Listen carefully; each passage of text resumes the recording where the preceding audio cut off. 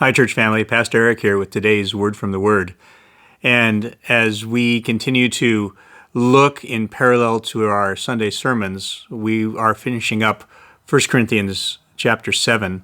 And the whole chapter is 40 verses long. And as I reflected on the entirety of that chapter, I recognize that the Apostle Paul, under the inspiration of the Spirit, is helping the Corinthian church to have healthy relationships, healthy marital relationships, healthy relationships for those who are not married, those who desire to be married, and those who don't. And what I recognize is that God wants us to have healthy relationships in every aspect of our lives. And when I think about what a healthy relationship is, I think about a couple of different aspects. One is there authenticity in that relationship? Is there an ability to be truthful with one another? Now, being truthful and being authentic means not being manipulative, not being deceitful, not slanting things. It doesn't mean you have to spill every single secret, every thought that you have in your mind. But being authentic is being able to be yourself with other people. I think that sometimes we put on these faces in an effort to be liked. Now, the sad thing is that it's not going to be unfulfilling to try and act in ways that you think people are going to like you, because you're going to be dissatisfied. You know it's not actually the you that they're liking. On the other hand, there's a fear. If I act like me, then they won't like me. They won't want to be around me, and I won't have those relationships.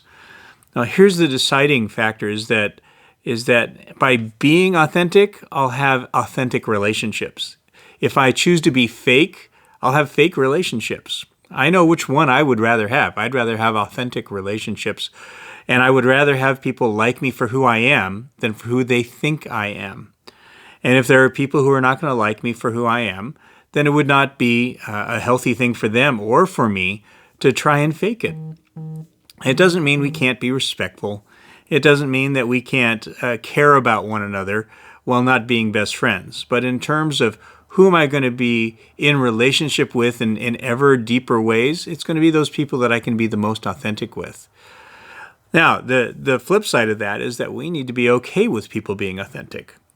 I am appreciative when people reveal their true selves to me. There are people who maybe use different standards of language than I do, and I don't take offense at that. I don't find it a horrible thing.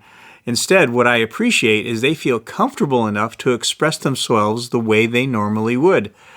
I find it kind of funny when somebody slips and maybe they'll use a word or an expression that they think I might feel offended by, and they'll say, "Oh, I'm sorry." My favorite phrase is, "Excuse my French," and I will often turn to them and say, "Oh, I didn't even know that was French in origin."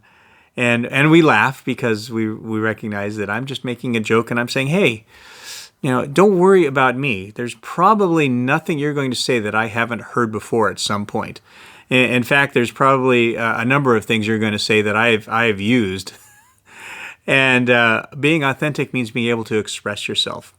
Does that mean I think we should all just be rude and crude? No, I'm not saying that. What I'm saying is I accept people for who they are. And my hope is that people accept me for who I am, because I'm clearly not perfect. I have rough edges and hard spots and things where I'm not the most likable. And if you don't believe that, just ask my wife. She'll be happy to share with you, not out of malice, but out of truthfulness. She'll be authentic in saying, yes, sometimes Eric's a challenge, but I am thankful that she accepts me for who I am. She doesn't accept all my behaviors, but she accepts me. She loves me for who I am. And that's what I want us to do for one another. Do we all love each other for who we are? That doesn't mean we condone or even endorse the way everybody is. If it's a sinful behavior, we don't endorse that. We actually, out of love and authenticity, call it on the carpet. If it's a personality trait, we care enough to share and say, do you know this is a hard personality trait for people to be around? I think those things are the ways that we show love to one another, and we do it in authentic ways. And when you're authentic and somebody can see your heart of love, there's more things you can say than when you're faking it. So let's practice authenticity in our relationships and love at the root of those. God bless you. Have a great day.